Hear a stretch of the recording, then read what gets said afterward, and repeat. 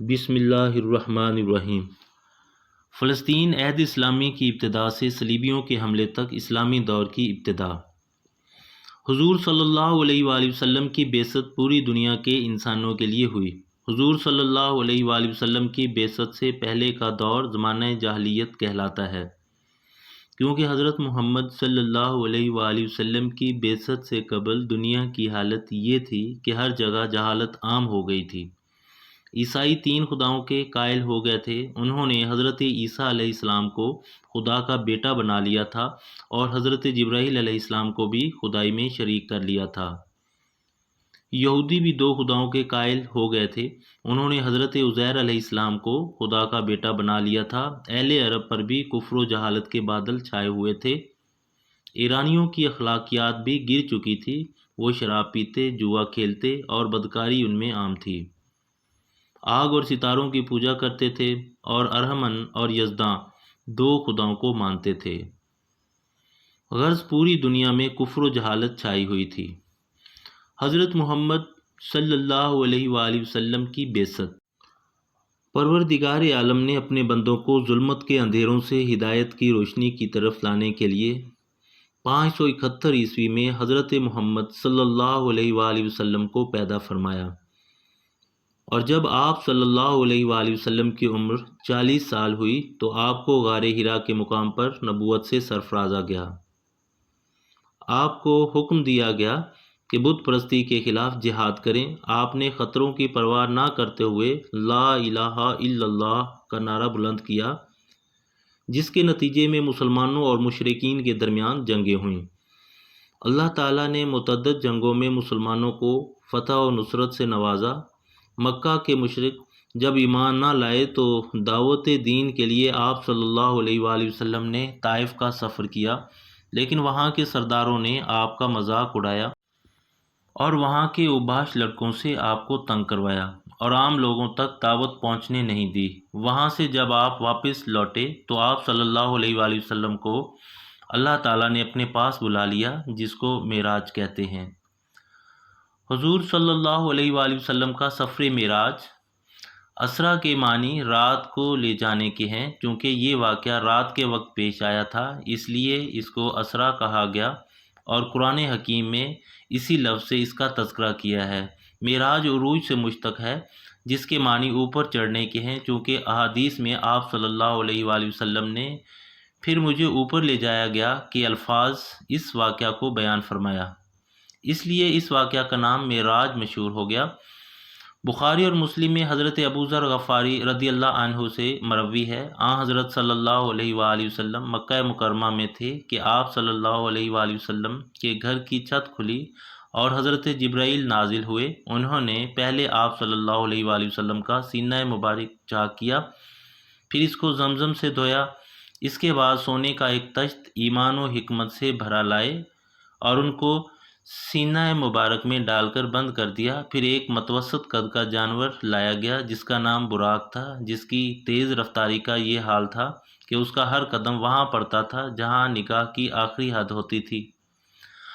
آپ صلی اللہ علیہ وآلہ وسلم اس پر سوار ہوئے اور بیت المقدس تشریف لائے اور براق کو اس کلابہ میں باندھ کر، جس میں سابقہ انبیاء اپنی سواریاں باندھا کرتے تھے، آپ صلی اللہ علیہ وآلہ وسلم مسجد میں داخل ہوئے تو وہاں تمام انبیاء موجود تھے۔ نماز کا وقت ہوا۔ حضرت جبرائیل نے آپ کا ہاتھ پکڑ کر آپ کو آگے کر دیا اور آپ نے 2 رکعت نماز پڑھائی اور تمام انبیاء کرام نے آپ کے پیچھے نماز پڑھی۔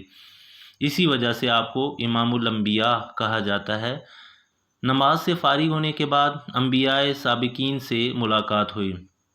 اس کے بعد سیر ملکوت کا آغاز ہوا اور آپ آسمان کی طرف لے جائے گئے۔ ہر آسمان پر آپ کی ملاقات ایک نبی سے ہوتی۔ پہلے آسمان پر حضرت آدم علیہ السلام سے ملاقات ہوئی اور 7ویں آسمان پر حضرت ابراہیم علیہ السلام سے ملاقات ہوئی۔ اس کے بعد آپ سدرۃ المنتہا کی طرف بلند کیے گئے۔ پھر آپ صلی اللہ علیہ وآلہ وسلم کو جنت کی سیر کرائی گئی، جس کے گنبد موتی کے تھے اور مٹی مشک کی تھی۔ پھر آپ کو مزید عروج ہوا اور ایسے بلند مقام پر پہنچے جہاں لکھنے کے وقت قلم کی جو آواز پیدا ہوتی ہے سنائی دی۔ اس مقام پر قضاء و قدر کے قلم مشغول کتابت تھے۔ مقام شریف الاقلام سے گزر کر حجابات طے کرتے ہوئے بارگاہ قدس میں پہنچے، جہاں آپ کی سواری کے لیے ایک رف سبز مخملی مسند آئی۔ اس پر سوار ہو کر دربار خداوندی میں حاضر ہوئے۔ وہاں اللہ تعالیٰ نے جو کلام کرنا چاہا وہ حضور صلی اللہ علیہ وآلہ وسلم سے کیا۔ پھر آپ صلی اللہ علیہ وآلہ وسلم کو بارگاہ الہی سے سورہ بقرہ کی آخری آیتیں اور 5 نمازیں عطیہ میں ملیں۔ اس کے بعد آپ آسمانوں سے اتر کر زمین پر تشریف لے آئے۔ مسلمانوں اور عیسائیوں کے درمیان جنگ کا سبب۔ حضور صلی اللہ علیہ وآلہ وسلم کی تبلیغ دین کا کام بڑھتا گیا اور غیر مسلم اسلام میں داخل ہوتے گئے، تو مشرکین مکہ سے یہ برداشت نہ ہوا اور انہوں نے عیسائیوں سے مدد لینے کا سوچا۔ اس وقت ملک شام میں عیسائیوں کی زبردست حکومت تھی، جو عرب کی سرحدوں تک پھیلی ہوئی تھی۔ ان کا ایک گورنر بصرہ میں رہتا تھا، جو کہ عرب کے سرحدی مقامات کا حکمران تھا۔ عرب کے یہودی اور مشرکین مل کر بصرہ کے گورنر کے پاس گئے اور اسے اسلامی سلطنت کے خوف سے مشتعل کیا اور اس بات پر آمادہ کیا کہ وہ مسلمانوں پر حملہ کریں۔ حضور صلی اللہ علیہ وآلہ وسلم کو جب اس بات کا پتہ چلا تو آپ نے ایک خط دعوت اسلام کا لکھ کر حضرت حارث بن عمیر رضی اللہ عنہ کے ہاتھوں بصرہ کے گورنر کی طرف روانہ کیا۔ جب حضرت حارث رضی اللہ عنہ موتا کے مقام پر پہنچے، جو کہ شام کے سرحد کے قریب واقع ہے، تو ان کو وہاں کے حاکم، جس کا نام شرجیل بن اسانی تھا، انہیں قید کرا کر شہید کر دیا۔ حالانکہ قوم کے سفیر کو قتل کرنا بین الاقوامی قوانین کے خلاف تھا، لیکن عیسائیوں نے قوت کے نشے میں یہ کام بھی کیا۔ اس وقت سے مسلمانوں اور عیسائیوں کے درمیان جنگ کا دروازہ کھل گیا۔ جنگ موتا۔ جب حضور صلی اللہ علیہ وآلہ وسلم کو حضرت حارث رضی اللہ عنہ کی شہادت کا علم ہوا تو آپ صلی اللہ علیہ وآلہ وسلم نے 3000 مجاہدین کو حضرت حارث رضی اللہ عنہ کا قصاص لینے کے لیے روانہ کیا۔ مسلمانوں کے لشکر کی اطلاع جب بصرہ کے حاکم کو ملی تو اس نے مقابلہ کے لیے 1 لاکھ کا لشکر اپنے ساتھ لیا اور شاہ روم ہرقل سے بھی مدد مانگی۔ اس نے انطاکیہ سے 1 لاکھ کا لشکر اس کی مدد کے لیے روانہ کر دیا۔ موتا کے مقام پر دونوں فوجیں آمنے سامنے ہوئیں اور زبردست مقابلہ ہوا اور مسلمانوں نے ان پر فتح حاصل کر لی۔ غزوہ تبوک۔ عیسائیوں نے ملک روم کے بادشاہ ہرقل کو ایک جھوٹا خط لکھ کر روانہ کر دیا کہ محمد صلی اللہ علیہ وآلہ وسلم کا انتقال ہو گیا ہے۔ علاوہ ازیں لوگ قحط سالی سے بھوکے مر رہے ہیں، عرب پر حملہ کرنے کا یہ بہترین موقع ہے۔ ہرقل نے اس اطلاع کو صحیح سمجھ کر فوراً تیاری کا حکم دیا۔ 40,000 رومیوں کا لشکر مقابلہ کے لیے تیار ہو گیا۔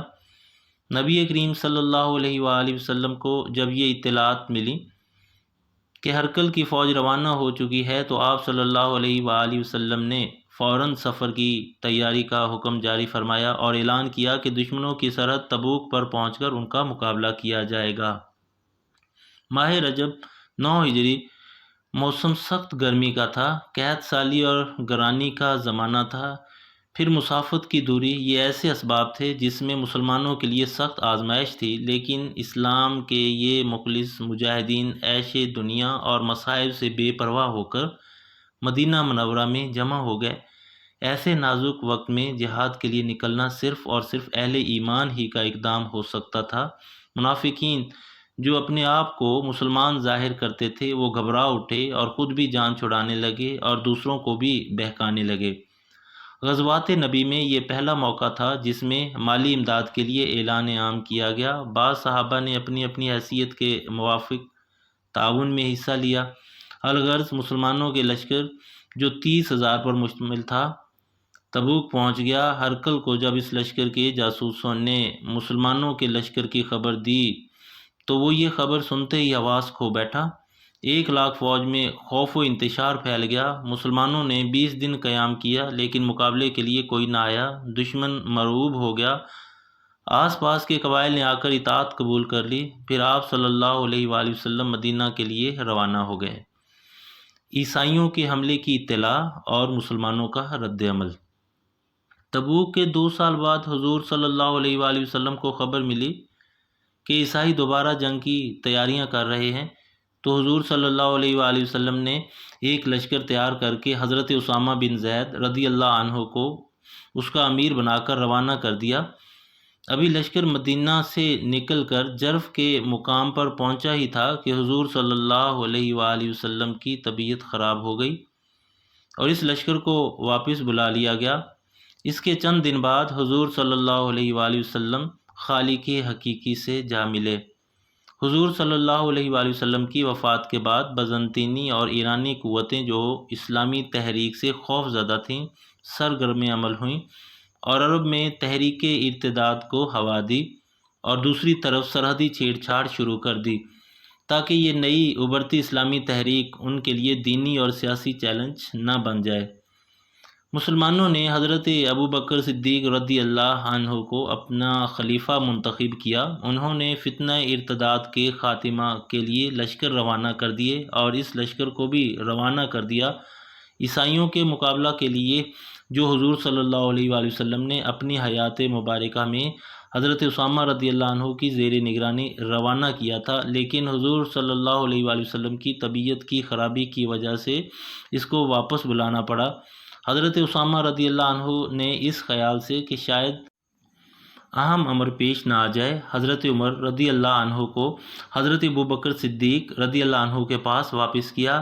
انصار نے حضرت عمر رضی اللہ عنہ کی زبانی خلیفۃ المسلمین سے یہ کہلا بھیجا کہ ایسی حالت میں لشکر کی روانگی مناسب نہیں، بہتر ہوگا یہ امر آئندہ کسی مناسب وقت پر موقوف رکھا جائے، اور اگر روانگی یہ لشکر ضروری سمجھی جائے تو حضرت اسامہ رضی اللہ عنہ سے زیادہ کسی معمر اور آزمودہ کار کو ہمارا سردار مقرر کیجیے۔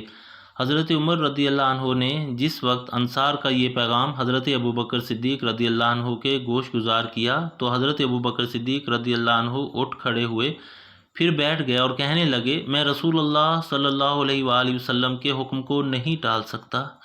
اگر مجھے کسی امر کا خوف ہوتا کہ مجھے مدینہ میں کوئی درندہ آ کر پھاڑ ڈالے گا یا کوئی مجھے لوٹ لے جائے گا تو بھی میں اسامہ کو روانہ کرتا۔ کس کے منہ میں دانت ہے جو رسول اللہ صلی اللہ علیہ وآلہ وسلم کے ارشاد کے خلاف کرے؟ جس کو وہ مقرر کر جائیں اس کو موقوف کرے۔ میں جب تک اسامہ کو نہ روانہ کر لوں ہرگز ایک لحظہ قرار نہ پاؤں گا۔ یہ کہہ کر حضرت عمر رضی اللہ عنہ کا ہاتھ پکڑے اٹھے اور حضرت اسامہ رضی اللہ عنہ کو روانہ کر دیا۔ آخر یہ لشکر عیسائیوں میں اپنا رعب قائم کر کے چلا آیا اور کچھ ہی عرصے میں جھوٹے نبیوں کا خاتمہ ہو گیا اور فتنہ ارتداد ختم ہوا۔